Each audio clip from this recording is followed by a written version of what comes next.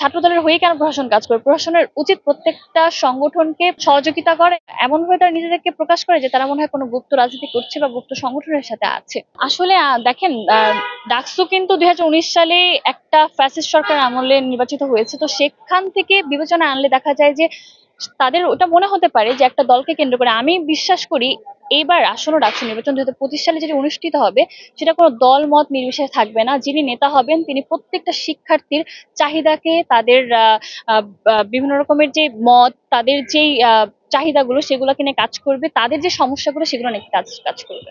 ছাত্রদলের হয়ে কেন প্রশাসন কাজ করে? প্রশাসনের উচিত প্রত্যেকটা সংগঠনকে, প্রত্যেকটা স্বতন্ত্র প্যানেলকেই সহযোগিতা করা এবং তাদের হয়ে কাজ করা। 15 বছর যে ফ্যাসিস্ট সরকার ছিল তারা কিন্তু হল থেকে বিভিন্ন ট্যাগিং এর শিকার করে বা ট্যাগ দিয়ে তাদেরকে কিন্তু হল থেকে বের করে দিত এবং বিভিন্ন রকমের তাদের উপর যে ঘৃণিত যে নির্যাতন করা হতো সেগুলা কিন্তু আমরা পুরোপুরি ভাবে তাদের প্রতিবাদ করেছি এবং সেগুলো যেন আর ক্যাম্পাসে কখনো ফিরে না আসে সেটা আমাদের প্রথম দফায় আছে। ক্যাম্পাসে যেন কোনো রকমের সেই একটি নির্দিষ্ট সংগঠন বা নির্দিষ্ট দলের যেন প্রভাব না থাকে, সেটাই আমাদের চাওয়া।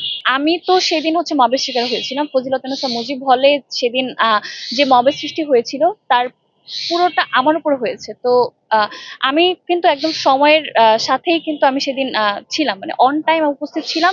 কিন্তু যারা সাধারণ শিক্ষার্থীরা বিভিন্ন সংগঠনের ছিল, গুপ্ত সংগঠন, মানে তাদেরকে এমন ভাবে তারা নিজেদেরকে প্রকাশ করে যে তারা মনে হয় কোনো গুপ্ত রাজনীতি করছে বা গুপ্ত সংগঠনের সাথে আছে। দেখেন, আমাদের যে নারী যারা নারী পদপ্রার্থী আছে তাদেরকে নিয়ে বিভিন্ন রকমের কিন্তু ব্যাশিং করা হচ্ছে তাদের চারিত্রিক বিষয়গুলো নিয়ে। এছাড়া আমাদের বিভিন্ন অন্যান্য যারা পদপ্রত্যাশী বা পদপ্রার্থী তাদেরকে নিয়েও করা হচ্ছে।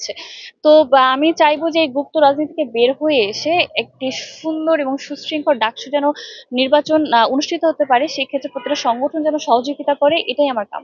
2019 সালে আমরা যে ডাকসু নির্বাচন হয়েছে সেখানে আমরা দেখেছি যে নারীদের তেমন ভূমিকা ছিল না, কিন্তু সময় কিন্তু চেঞ্জ হয়েছে এবং নারীদের যে ভূমিকা বা নারীদের যে ক্ষমতায়ন তারা কিন্তু দেখানোর সেই সুযোগটা পেয়েছে। আমি মনে করি নারীরা আসলে যে এম্পাওয়ারমেন্টটাকে ধারণ করতে পারে এবং পরবর্তী তারা যে জাতীয় নেতায় প্রকাশ হতে পারে, তাদের দ্বারাও যে দেশকে রিপ্রেজেন্ট করা যায়, দেশের যে উন্নয়ন করা যায়, সেটাই আসলে মানে বোঝা যাচ্ছে এবং দেখা যাচ্ছে।